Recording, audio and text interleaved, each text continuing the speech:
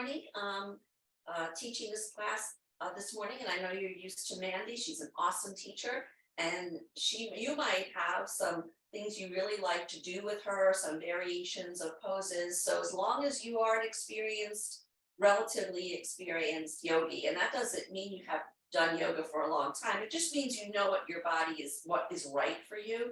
So feel free during the practice if I'm moving too fast, which is unlikely because I'm kind of slow paced, but if I'm moving a little too fast, you could do something a little softer, like if down dog isn't your thing, you could stay on the mat and do table and cat cow and variations there. At the same time, if I don't get you into down dog as soon as you would like, feel free to walk your dog. So it's your practice, so make sure you customize it and honor any injuries, or not necessarily injuries, just things about your body that need a little extra care. Make sure you might want to have some water to sip. You want to be comfortable, so you might want to go get some blankets if you don't have that. I happen to have yoga blocks, but a lot of times I do classes like this with books. So there's a strap or a tie, so you can gather those things if you don't have them. And when you have everything in place and you're comfortable, come to lying down on your mat. I'll come lying down shortly, but naturally when we're lying down, sometimes our voice doesn't project quite as well. Make sure you're comfortable lying down. So if you need propping under your head, use the propping. If you don't need propping under your head, there's no need to bring it in whatsoever. It's not required. And if you're comfortable lying with your limbs straight for a few breaths, your legs out, relaxed on the mat, heavy to the mat, arms by your side, palms up, stay here for a few breaths. If this feels uncomfortable, for example, if you feel like your low back is very arched, it's pulling away from the floor, just bend your knees whenever you need to. I'm going to keep mine straight, but bend your knees if you need to. And just take a few breaths here, nice and easy. Noticing how the breath fills you. And as you exhale, notice where you condense or soften or gather with that exhale. Just notice that. You may want to make a few very small turns, turning the head to one side, just to see if you have any restrictions in the opposite side of your neck. Head back to center. With the weather like this, sometimes if you have allergies, you could be a little stuffy and have a little vertigo, so you may want to skip the head turns or do them extra small. So notice if there were any restrictions in your neck. And then when you're ready, bend your knees and just place your feet on your mat about inner hip distance apart, with your knees pointing toward the sky. And then bring your arms crisscross, so each hand is on the opposite shoulder, each hand. So you're lifting your shoulders up a little bit with your hand position. Now, as you inhale, that's whatever arm is on top. As you inhale, release that arm in a goalpost shape, almost to the floor, but not quite touching. And exhale, bring it back. And do that again with whatever arm is on top. So you're going to do two like that. Arm is at a right angle and you're not lowering it to the floor, and then switch. So one arm is nice and rested on you and the other arm is going to do the same thing. And you don't have to open it all the way being palms looking at the ceiling.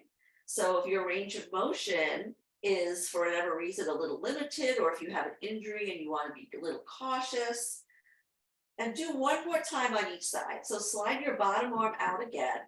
And with the other arm on your body, notice as you pull or draw that arm away from you, if you feel any sensation in the hand that's still on your chest, any sense of a muscle activity under that hand, and then do the other side again, just to get the arms warmed up. And then take the arms by your side, palms facing your hips, pinky edge of the finger down, and take your right arm up halfway, toward halfway meaning the ceiling. So the arm is halfway up. If this is too much, keep it lower. Don't force anything. Pause here with the arm about halfway up, straighten the fingers, and without bending your elbow, start taking your arm a little bit further back.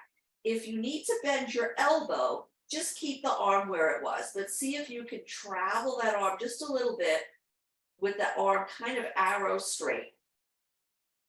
Stopping when you need to stop. If it feels like it's pulling or it's going to pull, just bring it back to the previous position. Take a breath there, finding a comfortable maximum stretch that is appropriate for you at this moment, not yesterday, not tomorrow, not later, and not earlier. And then bring that arm down. Let's do the same thing with the left. And notice as you do this, if there's any difference between the two arms. Keep it straight, fingertips energized. Make sure you're not pulling the shoulder up. Go as far as halfway, fingertips reaching to the ceiling, or less if that feels appropriate for you. Take a breath here. Maybe sigh that breath out. And then continue with the arm straight to reach the arm a little bit more from where it landed the first time. And if it doesn't go anymore, don't move it. Keep it where it was. And then just find a comfortable almost maximum stretch, so don't go to your edge here, and then take a breath here. And then bring that arm down. You can rest with your arms palms up, palms down, palms facing the hips. Bring your feet a little closer to your bum so they're not right under your knees, and maybe your heels might be under your knees. And let's do the same with the legs, just kind of testing our limbs. So slide the right leg out, and first just let it relax. You'll notice that it probably rolls outward, toe in the knee. Maybe you have something else going on. And then place the center back of the heel down. Straighten the leg, but again, without force. If the right knee needs to bend a little bit, let it bend, better than forcing it. And then give a little push through the heel and try and square off your foot. You don't have to lift your head to look. You can sense this, but you might notice, I'll exaggerate, maybe you can see on me. A lot of times the big toe side of the foot is closer to us than the little toe side. So see if you could square that foot as if it was standing on the floor. You wouldn't want one edge of your foot up. Now keep that leg there and slowly bring your left leg a little toward you. When you do that, you might find your right knee needs to bend more. Let it bend. Pause here. Try and be even across the width of your hips. So when you lift the leg up, sometimes that hip lifts up, so you may need to use your left hand to pull that hip down. And then just open and close your knee joint. So you don't have to go to straight leg, but just start moving that leg around. You don't have to have your thigh parallel. You can have it on an angle, whatever is more comfortable for you. And then after you next bend the leg, draw that thigh in again. Notice what's happening with your right leg. Did it fall asleep? Did it go on vacation? Did the knee need to bend? Just notice. And then place your left foot down and bend your right knee and place it on your mat. Keep the right foot on your mat. Try and even steven your hips. Take the left leg out and just let it relax. And notice when it's relaxed, how it turns, how it feels. And then liven that leg up by pointing the knee and the toes to the ceiling, giving a little push through the heel. Leg can be straight or not, don't force it straight, but just energize that leg as opposed to what it was when it was just hanging out there a moment ago, right? Take a few breaths here, and if you need to lift your head to take a peek at your foot, do that. I kind of always can sense it usually. So if you feel like your big toe side is closer to you or the little toe side is closer to you, see if you can even off that foot so it's not tipped one way or the other. Keep that. Try and relax the toes a little bit and then float the opposite foot up and draw that leg in. You can use your arms to hug it in, but it doesn't matter how close you get it. So you could just let the leg just hover there and relax the foot of your bent leg. Relax the foot of your bent leg. Notice if your left leg has gotten a little slack, and that's fine. Maybe it needed to do that. Liven that leg up a little bit. And then if it is bothersome to keep the left leg straight, just bend that leg with the foot on the floor as you kind of just take some small opening, closing of the knee joint here. Just getting a little bit into a little more movement of that leg. Don't torture the leg that's on the ground. And then pause, draw that leg in comfortably, activate the other leg. Now keep the right leg in, bend the left knee, and draw that leg in. So both are toward you. And don't pull your legs in so exuberantly that the back of your hip hips is actually floating. So keep the back of your hips, your sacrum down, hands to your knees, and just take some small stirring movements in one direction. And then switch that stirring. This might feel like a nice little massaging action in the sacrum and that bone in between the two halves of your pelvis, and stir again. And stir one more time. Good. And then just be still here just for one moment more. And then place the feet down and crisscross your left leg. It doesn't matter which one you do. I'm going to do my left so you can see. Take your left leg and just rest it either on top of your knee or in front of your knee, wherever it's comfortable. You can also take it up in the air if that feels okay. Doesn't have to be straight. Now with that foot, you're going to spell your first name, not in cursive, in block letters. And if your first name is really short, you can add a few letters, or you could spell your pet's name. And what we're doing here, again, even with the leg resting or the leg up, is just very gently exploring the range of motion in the ankle and getting that joint a little lubricated when we're moving it. And don't force any movement. If you feel a lot of, or hear, never mind, feel a lot of snap, crackle, and pop, make the movement a little softer. And then switch legs. So again, you can rest the leg on top of the other wherever it's comfortable, or if it's comfortable to take it up in the air, you can do that. And maybe here spell your last name. If it's only 4 letters, you may want to add a few letters. If you have a super long last name, you may want to subtract a few letters. And just notice tracing the movements, tracing the letters. Ankle moves in a lot of directions, side to side, front and back. You can make all kinds of motions with this joint. Not every joint moves like that one, but we also want to protect the ankle joint too. And then bring that foot down, pause here, take a breath, inhale, and as you exhale, just sink your belly in. Sink your belly in. Maybe place your hands on your belly so you can gauge that. As you inhale, breathe freely. Don't push your belly into your hands, but let it rise up. Let it be soft. As you exhale, see if you can feel the belly drawing in on its own, and then add a little bit of gathering. So you're scooping out that belly just a little bit to activate the muscles, maybe a little bit more. If you have really strong abs, maybe for you the challenge is to soften the belly and let it go a little bit. We're going to transition now. So make your way over to your most comfortable side. Take your time and make your way up to sitting. And when you come to sitting, you may want to, where's mine? You may want to get a prop underneath your hips, which is going to help you to sit taller if that is challenging for you. So we want to have our shoulders over our hips, first of all. Shoulders over the hips, not leaning forward. And if you're comfortable cross-legged, you could sit cross-legged, but how you're sitting in terms of where your legs are isn't important. You could have your legs out in front of you. If you have an injury on one side, I had a hip injury on one hip, so a lot of times you'll see me do this, and I'll point it out that I'm not doing this for a pose. I'm doing this because the leg is not comfortable in the turnout. Sit nice and tall here, and then cup your fingers and bring your hands onto your shoulders. Let's do some really gentle twists. We're going to do them from spiraling our spine. It is already spiraling. We're spiraling even a little bit more.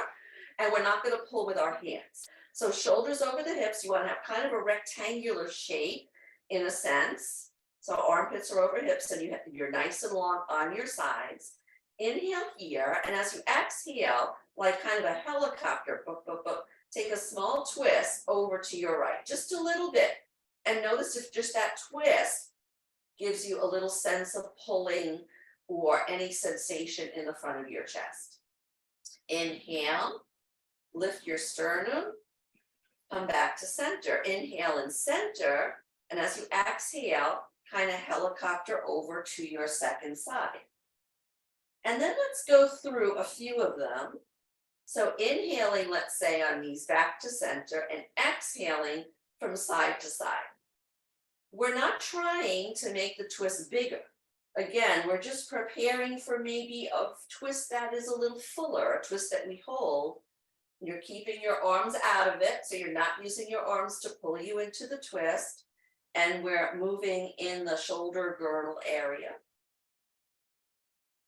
And the next time you come back to center, pause here. Now release your arms down. Take your right arm slightly behind you. Take your left arm toward your right leg, but not so much that the arm is engaging the twist. So try and present your collarbones forward. Inhale. And as you exhale, now take your nice, dreamy, regular twist. Relax your legs. When you turn one way, you're turning to the right. You can do the other side if that, whatever side is fine. But the side you're turning to, a lot of times the other leg will literally tense up. You might not feel it. So just relax your back leg down. Make sure you're not forcing or cranking the twist. Even if you feel cranky, it's kind of early. Just let the twist emerge from the breath and the wrapping of your spine. If you feel like your head is pulling too much into the twist, back off the turn of your head. You could even bring your head fully forward if you like, or turn it to look toward the opposite shoulder. Again, even on your sitting bones, thighs relaxed no matter how you're sitting. And then when you're ready to release, if you like, you can take your arms straight up and unwind your chest forward. Turn your palms away from each other, and then energize your fingers nice and long and bring your hands down again. For the second side, you may want to change the cross of your legs just to avoid habitual positioning, or change your seat altogether. Make sure again you're sitting tall, armpits in line with your hips.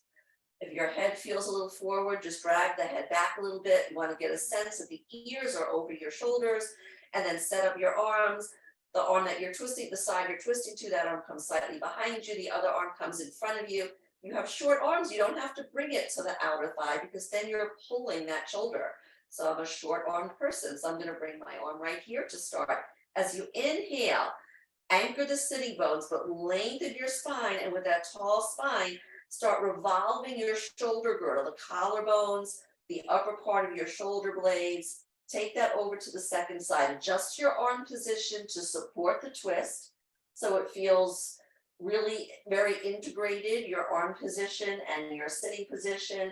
Oh, I just felt this leg tighten up a little bit. So let's try to invite both legs to be relaxed. Don't pull, don't push, don't force. Just breathe and enjoy the twist. If you like, turn your head part way back forward or all the way, if that feels good. And also if you feel like you tend to twist by yanking your neck, this is a good way to avoid that.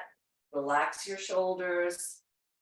And when you're ready to release, on an inhale, either keep your arms low or have them on your shoulders, or if it's comfortable to take your arms up, bring your fingertips to the sky as you unravel your twist. Bring your arms down and take your arms about in line with your hips, definitely not behind them, maybe a little bit forward.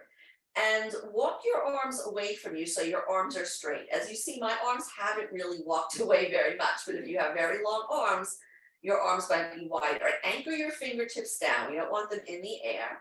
And without yanking your shoulders, just energize your fingertips away from your shoulders. And notice if you feel any tension in the shoulders. And then just pick your arms up and maybe do some shoulder rolls. If you like that, keep them nice and soft. And then take your arms down. It's like an A-frame with your head the top of the capital letter A, and your fingertips anchored down. This can give you some sense of stretch in the arm, but it can also lengthen the supportive fascial tissues here. So we're just keeping the arms energized just enough to stay in place, right? But now you're going to energize your right arm a little bit more. So you might feel a little buzzy feeling through the arm. And then tip your chin up a fraction and turn your head to the opposite side. So you're energizing your right arm and your head is turning left, doesn't have to turn all the way. That might bring a little sense of lengthening here into the collarbones. And then turn your head forward, relax the arms, roll your wrists around a little bit with the palms open, and maybe with the palms curl, the fingers curl, little fists. And then one more time, extend your arms. without force. You're just reaching them out there. Make sure at least one fingertip is down. So both arms are slightly energized. Then really energize your left arm. So you want to think about the fingertips lengthening away from the shoulder, and the shoulder might be feel like it's pulling away from the ear a little bit.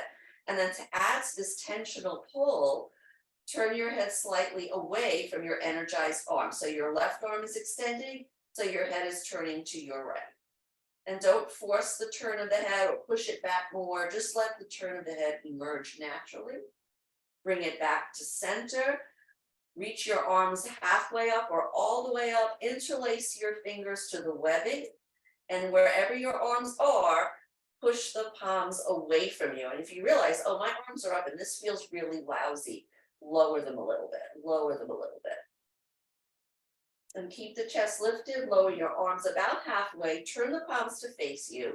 Notice which pinky is on the bottom and which thumb is on top, and switch them. And press your arms forward here, elbows straight. On one side, you might find that you really don't want to lift the arms up. You want to keep them pretty low.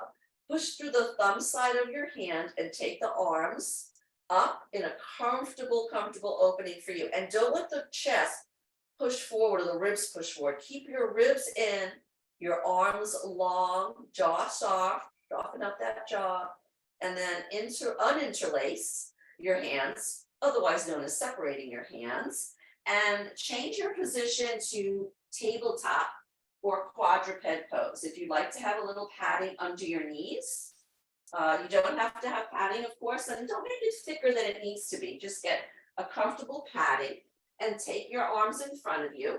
Your knees are inner hip distance apart, and look back and make sure that your ankles are not touching here. And then bring one hand to your belly and let your belly relax. Don't push it out. So you might have a really flat belly, even when it's relaxed. Mine is not so flat, but without pushing it, just have one hand on your belly. If this gets too hard on the other arm, stand on your knees instead. But when we're on all fours, our belly can surrender to gravity, sometimes for some of us a little too much. So inhale here, lengthen your spine, press your toenails down. And as you exhale, rather than pulling your belly in, just notice if the exhale itself draws your belly in a little bit. And if it doesn't, or if you feel your low back curve is too arched, give a little muscular engagement to draw that belly in and up. And then switch hands and do the same thing. Let your belly relax into the palm of your left hand. Inhale here, you might feel some change in the belly. It might push a little bit out, or it might even start gathering in a little bit on the inhale. And as you exhale, don't push with your hand, but see if you feel the belly naturally retract a little bit away from your hand. And then bring that arm down and start cat-cowing away. And I'll show you a modification that I utilize for people if they have osteoporosis or osteopenia in the upper back. And of course, you're going to do the version that suits you. The classic is to inhale and do a little back bend, and exhale and do a forward bend by fully rounding your spine, bringing your forehead toward your pubic bone. Now, the back bend is the same in this other version, and you don't have to use blocks. You can have your hands on your fingertips. So you would inhale. This is for protecting your upper back if you, your spine really, not the back, if you already have and a lot of extra rounding there. So the inhale part is the same. You're drawing your breastbone away from your pubic bone, but at exhale, instead of rounding into cat, you come to a neutral spine and you float your back waist up a little bit and you slide your hips back to your heels. How far you go is going to be dictated by how it feels on your knees. So you can bring your hips all the way back, not to child's pose. We're not surrendering the weight of the hips down. And you're getting your forward bend in this position. I'm looking at the screen, but you would have your elbows in line, your ears in line with your elbows. So I'll do the next one without the block. So again, here is your regular cat, and just keep moving and exploring. And here is your regular cat. Oh, sorry, that was your cat. Oh my goodness, I have 3 cats. They'd be so offended if they knew I got messed up my words there. And then the other version, inhale is the same. Very gentle, subtle back bend. You're not trying to stick your sitting bones up as high as you can. And then the other way to do the forward bend, the cat, right, is to come up high on your fingertips instead of using blocks and sliding your hips back toward your heels. but don't let your hips surrender, because this is also good work for the tuchus to keep your tushy hovering. And just do a few more, or not. Maybe you're already interested in coming into a downward facing dog. Maybe you'd like to stay here and do exactly what you're doing. The next time you inhale into the back bend, exhale, come back to neutral spine and prepare for down dog. If that's not of interest, you can keep on going with your cat-cow variation. So tuck your toes under so you get a nice stretch in the soles of your feet. Bring your hands a smidgen forward. And as you inhale, you can come into a subtle back bend again. And as you exhale, energize your hips, float up and back. And don't push your heels down. Your knees could be a little bent. Your heels are heavy. Try and relax your head so it's just draping down. I know my hair is kind of obscuring my face, but trying to keep my neck nice and long, and see how that first dog feels. If you like, you can lift the heels up a little bit and then sink them down, and lift the heels up a little bit and sink them down. And then you could get a little pigeon toe. Take your right heel a little out to the right, the left heel a little out to the left, and see if that changes in some interesting way the stretch you might be getting. Remember, come down at any time, come to child's pose and rest if you need to. And then bring your feet back to parallel and walk each foot about the length of your foot closer. I gotta slide my toes under here. And just notice how this shorter dog, this is like, a dachshund here, a little cute little tiny dog. And notice where your heels are in relationship to the mat and how this might affect the stretch of the back of the legs. And then get your feet back to where they were and gently place your heels down. Before we come to standing, let's do a little balance challenge here. It's a good core activator in table pose. I know my hair looks goofy like this, but I can see the screen a little bit better, obviously. So come back to tabletop position, tuck the toes to the right foot under, square the foot, drag that leg back, keep the toes tucked so you feel a nice stretch in the sole of your foot, and draw your collarbones forward. Now here, if you feel that your back is arching a little too much for you, I feel mine is, you're gonna give a little zest to the belly and bring it in and up. Then for your balance challenge, slowly float that leg up, keeping it straight and lifting it up no more than halfway. It could be lower. You could just go up and down a few times if lifting and holding doesn't feel right. And make sure when you lift that leg up, you're not taking the hip up with it. So you want to try and keep your hips square, hips nice and square. Lengthen your hips away from your armpits, and then bring that right leg down. Before you do the second side, you may want to roll your wrist out a little bit, because when we're in down dog, we just kept our arms and wrists in the same position. So we'll try and do a little waking up for the wrists here and again. And then second side, tuck the toes under, enjoy the stretch and the opening in the foot. Maybe this is enough for you right here.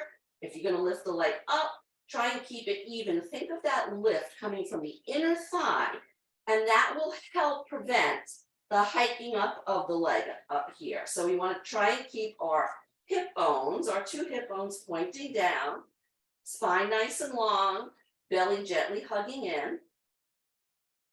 Sometimes what I'm going to do is say that you can spell your name here too, if you want to stay in this longer. And then bring that knee down. And let's come to child's pose. Take your knees wide, extended child's pose. Bring your hips back and let them just release them here. They may not touch down, but as opposed to what we were doing earlier, we were intentionally keeping them hovering. Let them soften down. You can bring your head down here, take a few breaths. If you feel like you have a lot of energy and you need to keep moving, you don't have to take this child's pose. Feel free to come to another downward facing dog. And then when you're ready, walk your hands out again. And let's do something nice for our wrists here. So pick up your right hand and revolve the arm, turn it so the fingertips, the right hand is going to the right, and then you keep turning it until your fingertips point to your knee. You may not get your arm that way or much around. And then when you have that, bring the hand down on your mat, my blankets here. So start close to the knee.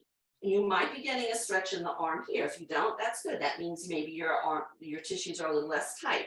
So keep inching the arm up until you find a nice feeling of length in the tissues in the underside of your arm. You can come as far up if it works for you, that the two wrists are even. And if you have super duper flexibility, it's not just flexibility, and this doesn't even feel like a stretch, you can slide your hips back a little bit.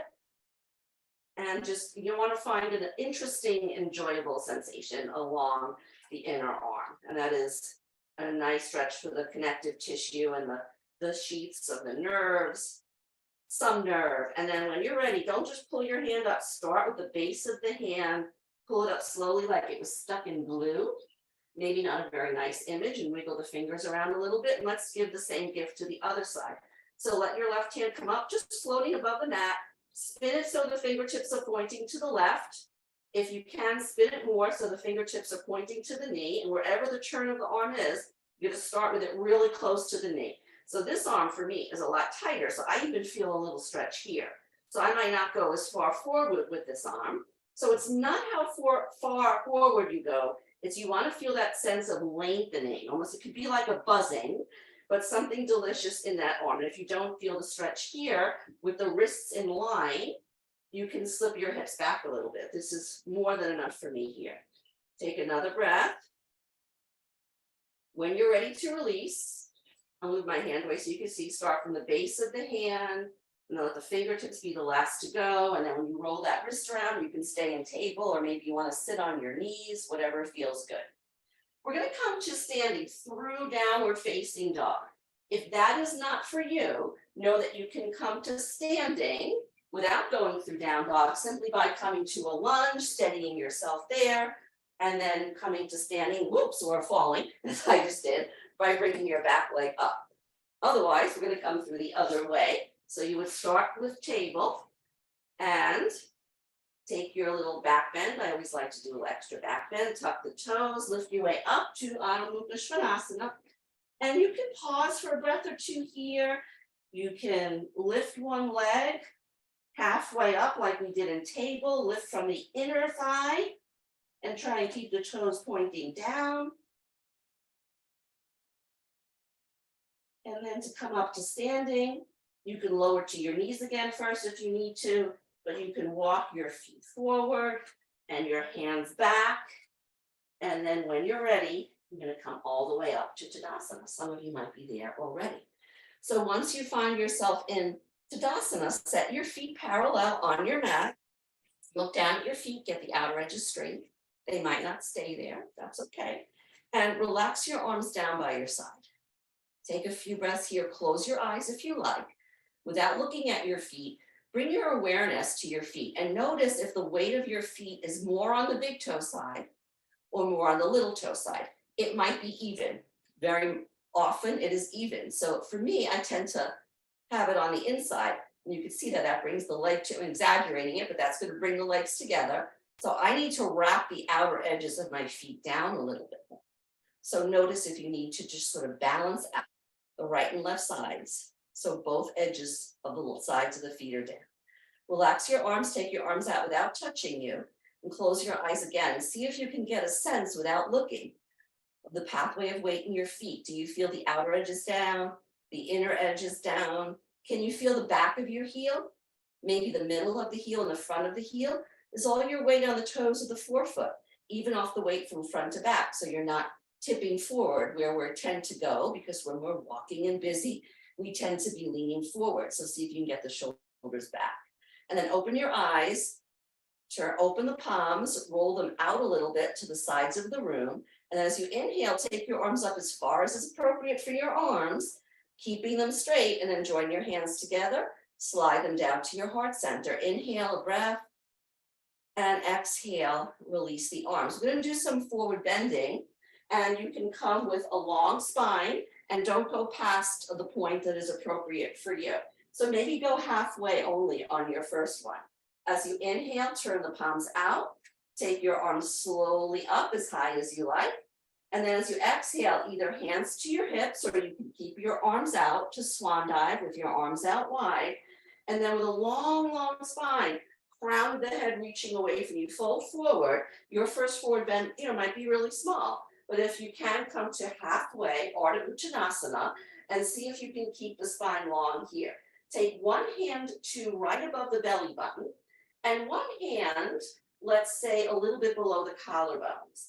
And slide the hands away from each other to really because we're signaling the skin, the tissues, and also everything underneath it to lengthen away. So we're not bunched up here.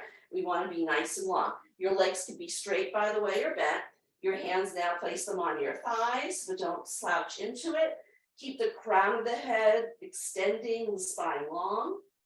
And as you inhale, either slide your arms up or reverse your swan dive as you come back up to standing. Join your hands to your heart center. Take a breath here, adjust your feet, adjust your attitude, do whatever you like. If you'd rather get into a down dog again, that's fine. We're gonna forward bend again. Inhale, exhale, sigh it out. Inhale, arms up or not. Exhale, forward fold. So maybe on the second one, you might feel a little more ease. Maybe your legs are a little more open. Maybe you find that your forward bend can be a little bigger. And I'm just seeing that I can't even feel it, but I can see that my low back is arching more than it needs to. So I'm going to make a little adjustment there. Oh, that feels really good. So you want your spine to feel nice and long. Soften your knees as needed. And you can certainly go down further if that feels right. I wouldn't recommend dangling the arms. I would keep the arms somewhere on my body. If you don't have osteoporosis, you can bring your belly toward your chest. But if you do, you want to make sure your upper back isn't getting more and more pronounced. In that case, you just want to stay a little higher to keep your back more on the flat side, even though our back is never flat. And when you're ready, inhale and come all the way up. Come toward the front of your mat, front edge of your mat. Inhale a breath here. And as you exhale, release your arms down and just step your right leg back with the foot down. Pause there and inhale and bring it up. And you may need to take a few steps to do that. Inhale again, exhale, step the left foot back. Take a breath here and inhale, bring it up. Inhale a breath here. As you exhale, take the right foot back again. Now you mean business, we're going to do warrior one. So square your hips to the wall opposite you. Front knee is looking forward, back leg is turned out slightly. If you feel like your hips are stuck back here, you could take your back leg closer to the side of your mat. So the closer the feet are to each other is more of a balance challenge, but we want our hips to be even. Good. As you inhale, bend your front knee and lift one or both arms up.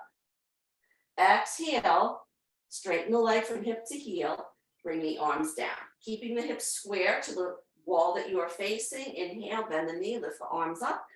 Exhale, bring it down. Pause here.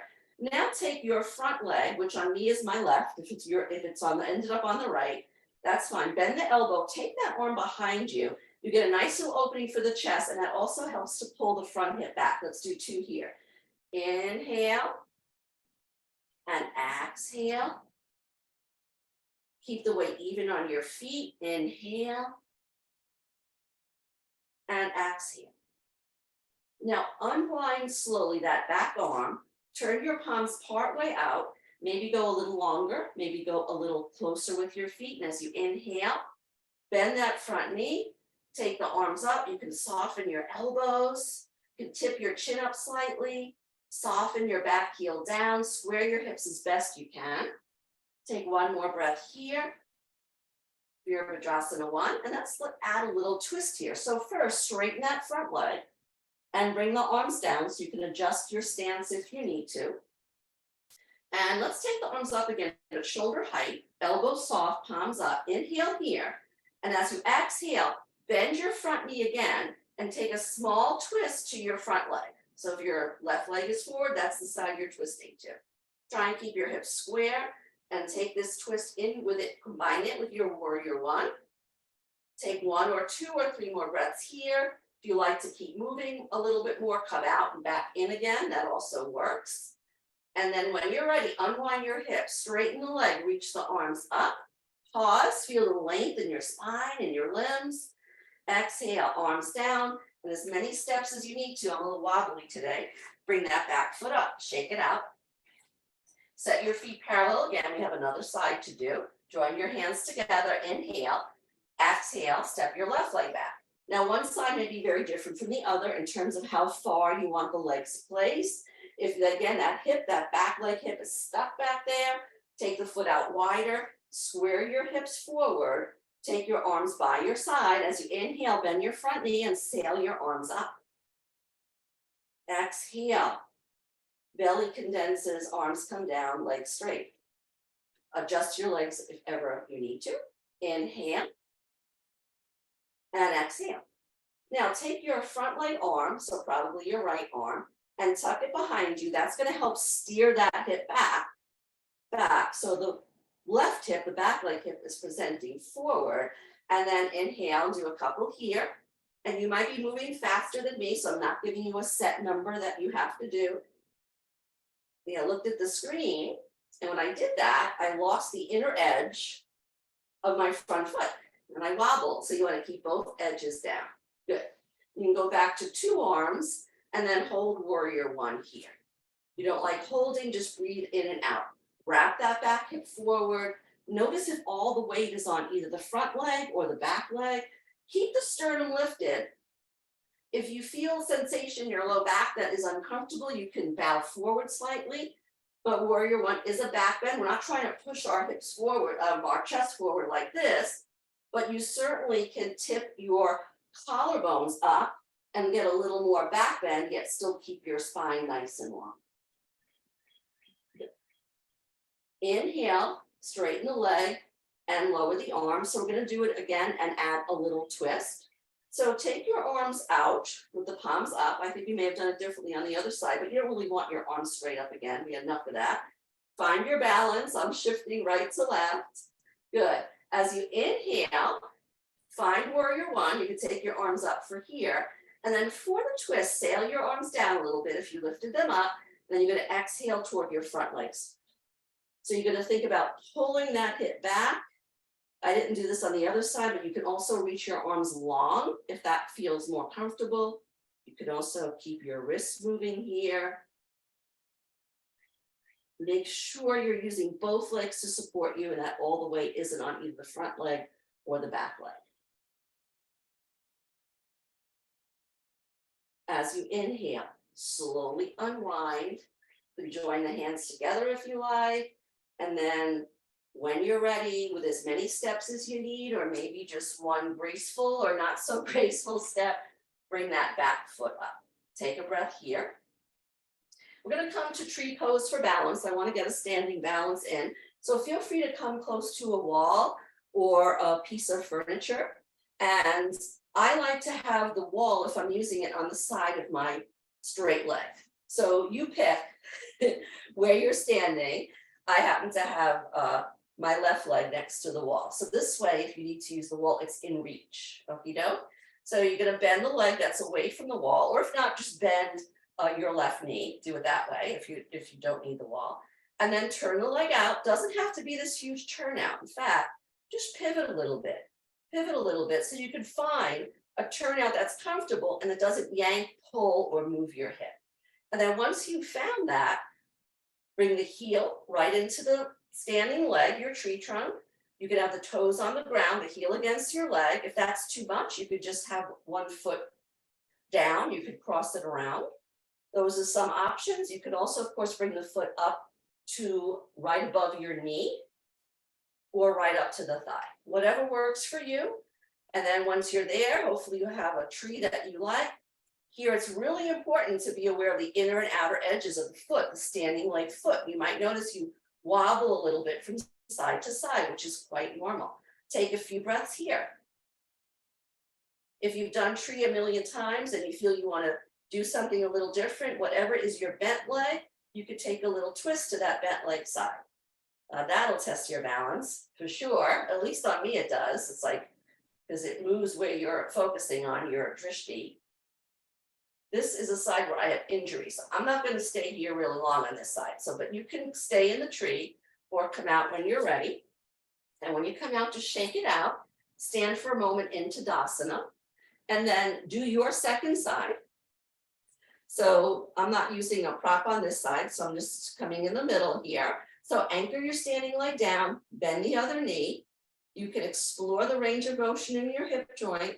And then choose ankle to knee, foot to shin, pick the thigh up and wedge it higher if that works for you, or come down and just take the left foot a little in front of the other. And then if you like, grow your branches here. Set your gaze on your drishti. Take a few breaths in, see if you could keep your torso relatively square. Lengthen your tailbone down a little bit because sometimes we sail the tailbone out a little bit more here than we need to. And where my leg is, I'm not so keen on the idea of doing the twist here, lest I topple over. But if you did the twist on the first side, and you want to do it on the left, you change your drishti as you twist your shoulders a little bit. You can also keep your head looking forward. That's what I'm doing. I think that's cheating, but I don't know. But I'm twisting my body a little bit toward my bent leg, but I'm keeping my gaze straight forward on a little picture I can see on the wall opposite me. And then when you're ready, unwind. You can always hold the pose longer. Take your leg out, and before you return to the mat, take your feet a little wider. For a forward bend, you can certainly have some blocks in front of you. If you have a wall, by the way, the wall makes a nice spot, but you might not have a wall. The nice thing about home is not only do we not have to commute on a miserable day, but we have all kinds of furniture that we can use as yoga props. So stride your feet comfortably wide for you. Glance down at your feet. You want your outer edges pretty straight. Knit your hands into your hips. Make 2-letter L's. Find that hip joint and just swivel it a little bit back and forth. Just a little bit. And then have the hips even, shoulders lined up with the hips. If you like, you could take your middle finger and your middle and your pointer finger, and take them in between your hip creases here. So when you fold, you feel that that's where the fold is coming from. Inhale, and as you exhale, soften and bend your knees if you need to. Bow forward. Keep your spine long to start. Keep your spine long to start. And if you have to really round your spine here, you may have bent a little bit too much. Inhale again and exhale. See if you can fold a little bit more and send your sits bones slightly up. And then props could be handy or not, so you can use a prop. You could go a little wider with your feet if that feels okay. So find what works for you. I find sometimes, since I had a little injury in my IT band, sometimes I turn my feet a little in here, and especially on the injured side. That feels really good. And you could certainly bring your hands down a little lower to do what feels right for you. You can soften your knees if you need to. Don't stress your knees out. But wherever you are, let your head relax. Let your shoulders relax.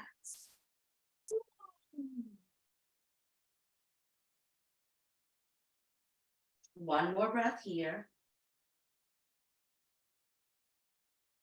And then when you're ready, slowly lift up a little bit at a time. If you don't have osteoporosis, you can round up. That's certainly fine. But if your upper back is overly rounded, you want to keep that work to keep your spine nice and long. Come all the way up and step or hop your feet together. And just come back to mountain pose Tadasana. Notice how you feel. Let your arms be draped heavily by your side. And then turn to the front of your mat. We're going to make our way back down to the mat to wind up. And on the way back down, you could incorporate a down dog. I didn't get to any planks. You can certainly do that. Or you could come down and just come to child's pose right away.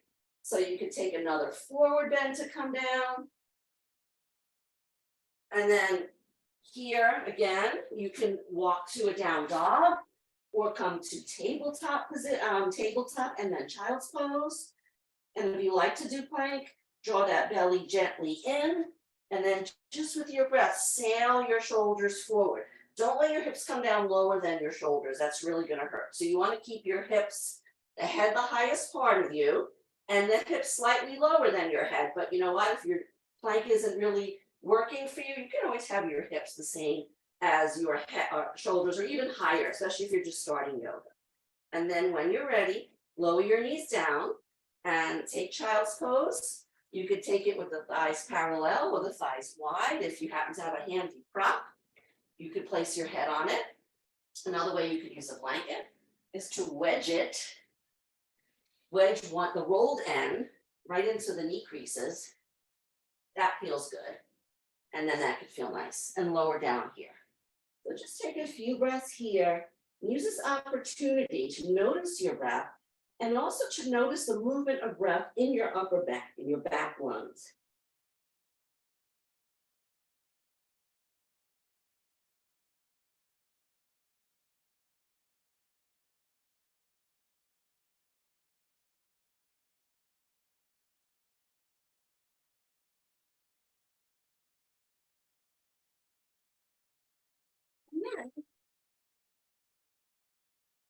For your one, we didn't do much back bending, so stretch out onto your belly for some very mellow, easygoing cobra. So traditionally, palms down, elbows up. If you have wrist injuries, you probably already know you can use your forearms down. Bow your forehead down. Energize your legs, lifting them up and lengthening them a fraction. And then kissing all of your toes, so all your toes kiss the mat. And as you inhale for your first cobra, just come up a little bit, no arm strength whatsoever. So you're just lifting up a little bit, firm your glutes, tuck your pelvis, turn your head to one side, whichever one, and lower the bottom ear down. Take a breath here. On your next inhale, lift up again, no arm strength. So you should be able to lift your arms and it won't change, lift your hands or your forearms, it won't change anything. Tuck your tail, firm your glutes a little bit, but we don't want to overly firm the glutes. We want to keep the pelvis tucked, the legs working. Now here, if you want to come up a little higher, feel free to do that. Take a breath here, and then slowly turn your head the opposite direction and lower the bottom side of your head down. Relax your elbows here. We'll do one more. If 2 is enough for you, then enough is enough. Activate your legs, toenails kiss the mat. Inhale, tuck your pelvis, really important to have that little tuck. Lift up, you can come a little higher if that works for you. You can use a little bit of your arm strength, whatever feels right for you. Relax your shoulders away from your ears. Take a breath or 2 or 3. And then come to lying down again. Rest your head. I'm going to keep mine up so my voice isn't muffled, but rest your head on your arms, bend your knees, and sway your legs back and forth from side to side. Nice and easy. Try and just let your legs create the action so you're not pushing them. As the feet come to one side, the opposite hip might come up a little bit. And after you've done that a few times, let's come to lying on the back. We'll finish up with a twist on the back and Shavasana. So since we're heading to deep relaxation, make sure you have everything you like handy, a blanket for under your head, a blanket to cover you, whatever you'd like. And then just come to lie down for a moment. Notice how you feel. Then if you're eager to get to Shavasana, because you want to get there, the simplest twist you might want to do is just take the legs wide and just tip the knees back and forth. Actually, let's all do this. If you have another twist you like to do, that's fine. Otherwise, I'm going to stick with this. And then when your knees, let's say, come over to your right, let your legs come down. Now, you could shift your torso a little bit over to your bent leg side, and you're good right here. But if you want to do a little more of a twist, not so much more of a twist for the spine, but if you want to do a different position for the legs, some options are, one is to add a bind by picking up the outer leg and resting it on the outer lower thigh of the back leg. Also, if it's in your practice, you could pick up the back thigh, stack the thighs, and draw the knees toward the armpit. And then you might find that you need to slide the ribs over a little bit to relax the opposite shoulder down. And just take a few breaths here. We'll do a few breaths on each side.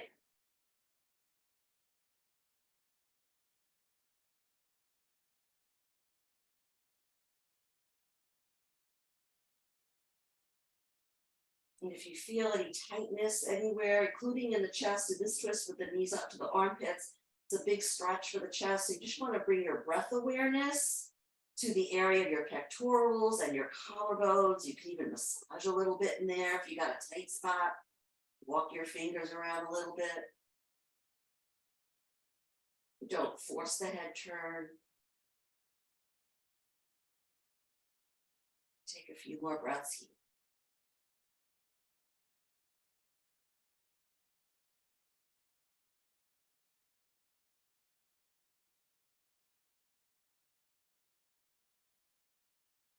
And one more breath.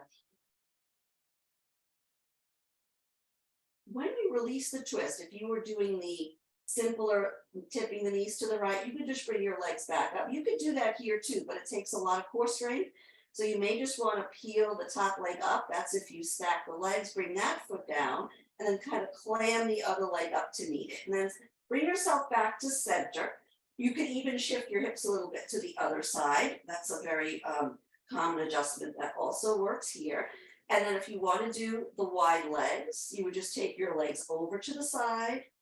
And then if you want to add the bind, that just deepens it a little bit. If you feel that really arches the low back a lot, I don't necessarily recommend that. So it's up to you. Make sure in this version of the twist, you really ideally should feel both shoulder blades on the mat. If you want to do the stacked leg twist, make sure you don't have a glass of water there first, and then stack one leg on top of the other. This could be delicious for some and not so delicious for others. And then again, you might want to shift your ribcage a little toward the bent knee side.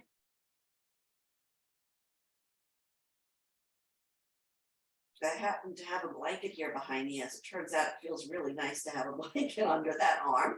So sometimes you find a good use for a prop in unexpected and unintended ways. So just make sure the twist is comfortable. You're not pulling or straining to maintain the twist. We want to get the benefit of the twist without doing a lot of energy here, energetic movement, because we are just about to come to Shavasana. Some of you may be in Shavasana already. I get that.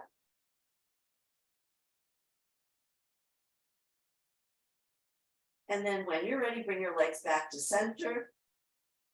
If you have both knees bent and stacked, you can bring one leg up, bring that foot on the floor, clam the other leg up. And then when you're ready, stretch out, gather what any props you like. And if you're not comfortable with your legs down, you might want to you have a pillow, a couple of pillows, or a couple of blankets. You might want to have something underneath your knees. You don't have props to do that. You could also just bend your knees, take your feet wide. If your low back is feeling a bit overly curved, press your feet down, lengthen your spine, and then just tip your inner knees together and make a triangle shape with your legs. Close your eyes. You can add an eye pillow. And from here on in, it's all about you. Make sure you're as cozy and comfortable as you can be with either the legs bent or the legs splayed out.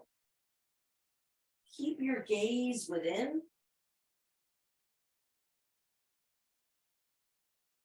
Let go wherever you can, starting from the feet or the head. Relax your toes if you're starting from the feet. Allow your legs to be heavy. Invite your muscles to soften and melt like butter, or if you prefer margarine or vegan butter, let it soften and melt in the pan. Allow your muscles to spread and soften and maybe even bubble a little bit as they relax. Surrender the weight of your bones to the earth. Let those strong bones relax. Soften your belly. Soften your bottom.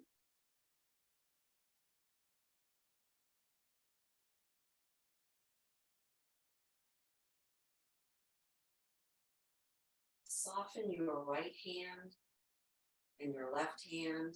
If you notice any inadvertent clutching with the hand, just invite any tightness or any resistance to release to the best that it can at this moment in time.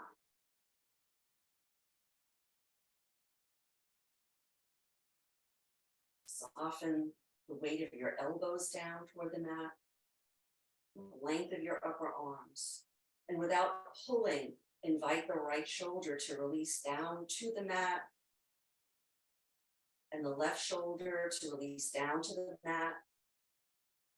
Let your troubles slide off your shoulders down to the earth, and like with the raindrops we're experiencing in New York today, allow the earth to soak the raindrops of your shoulder tension right on up.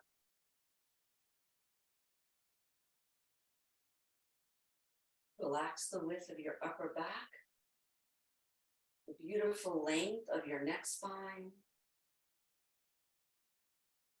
Invite your skull to be heavy. Jaw softens. Teeth, lips slightly parted. Invite your forehead to be satin smooth as you release the worries that live there. Surrender them to the earth like raindrops along with your shoulders. And just enjoy a few moments of stillness here.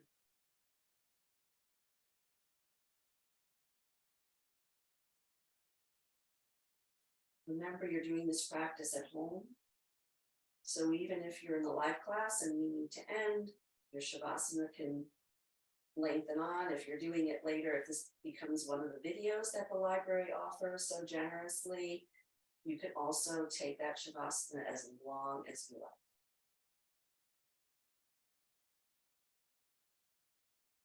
Rainy day Shavasanas are the best.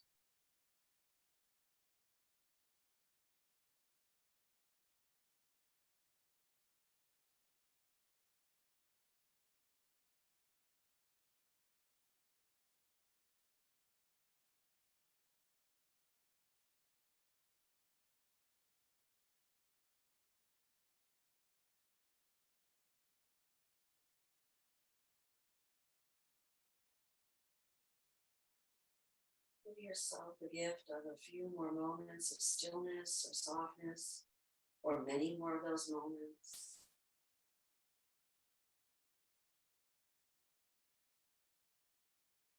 Soften to the stillness that you created throughout your practice. All efforts, all movement building up to a moment of stillness.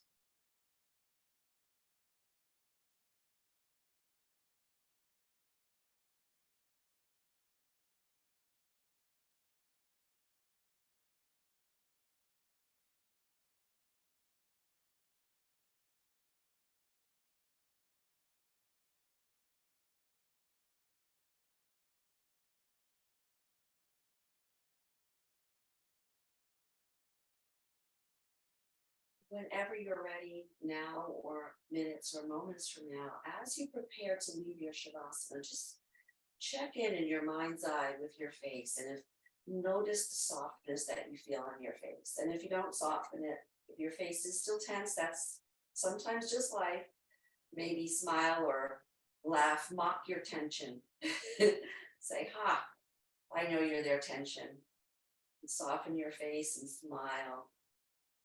And then when you are ready, ease your way over to your side. Bend your knees, anchor your feet, roll over to one side, pause there. And setting an intention to move slowly release back to a seated position if you wish to end your practice sitting, or maybe you just want to stay in that Shavasana a little bit longer, feel free to do that.